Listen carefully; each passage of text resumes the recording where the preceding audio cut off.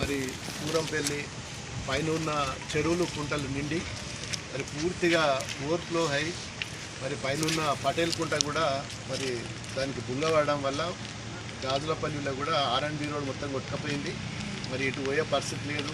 భూంపల్లి మరి అటు జంగంపల్లి రాజీపూరు వీరారెడ్డిపల్లి పోయే పరిస్థితి కూడా లేదు. మొత్తం ఈ రోడ్డు కూడా మొత్తం డ్యామేజ్ అయింది. ఇంకా 2-3 రోజులు మరి ఇదే విధంగా వర్షాలు ఉండే పరిస్థితి ఉన్నది. వాతావరణ శాఖ కూడా చెప్తున్నారు.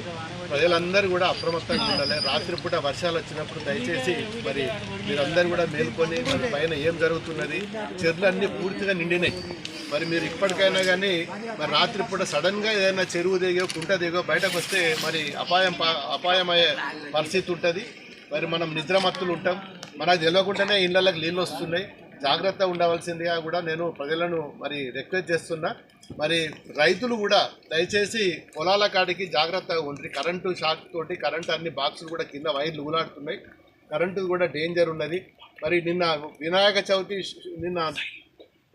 వినాయక చవితి రోజు కూడా మండపాలలో కూడా జాగ్రత్తగా ఉండాలి. చాలామంది మండపాలు ఈసారి వినాయకులు కూడా విగ్రహాల ఎత్తు కూడా పెంచిండ్రు. పైన వైర్లన్నీ ఊలాడుతున్నాయి, వర్షాలు పడుతున్నాయి. ఆ బాక్సులకు నీళ్ళు వచ్చి చాలామందికి వైర్ల కరెంటు షాక్ తోటి ఇబ్బంది పాలవుతారు. జాగ్రత్త ఉండవలసిందిగా కోరుతున్నాను. ముఖ్యంగా పశువులు తీసుకుపోయేటోళ్ళు బాయిల కాడికి కానీ రైతులు కానీ చాలా జాగ్రత్తగా ఉండాలి. ఎందుకంటే ముఖ్యంగా చేపలు కూడా ఈరోజు ఏడ పడతాడా వలలేసి చేపలు పడుతున్నారు.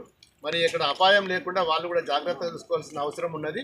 మరి ప్రజలను అప్రమత్తంగా ఉండాలి. మనం అధికారులు కూడా పోలీసు యంత్రాంగం కూడా రాత్రిపూట పెట్రోలింగ్ తిరగవలసిందిగా కూడా నేను పోలీస్ శాఖను కూడా నేను మరి వాళ్ళని కూడా రేపటి నుంచి ఈరోజు రాత్రి నుంచి కూడా అన్ని పోలీస్ ఎస్కర్ట్స్ ప్రతి గ్రామంలో ప్రతి చెరువులో ప్రతి కుంటలో ఏమేమి జరుగుతుందో కూడా వాళ్ళు ఎస్కర్ట్ ద్వారా మీకు సైరన్ ద్వారా వాళ్ళు కూడా మీకు తెలియజేస్తారు. ఎప్పటికప్పుడు అందరు కూడా అప్రమత్తంగా ఉండాలి. ముఖ్యంగా రాత్రిపూట పైన చెరువులు కుంటలన్నీ ఫుల్ అయినాయి. ఒక చిన్న వర్షం పడ్డా కానీ మరి అత్యధికంగా వాటర్ వచ్చే ప్రమాదం ఉంది. కాబట్టి జాగ్రత్త ఉండాల్సిందిగా ఈ మండలంలో ఉన్న ప్రతి ఒక్కరు కూడా గ్రహించవలసిందిగా కోరుతున్నాను.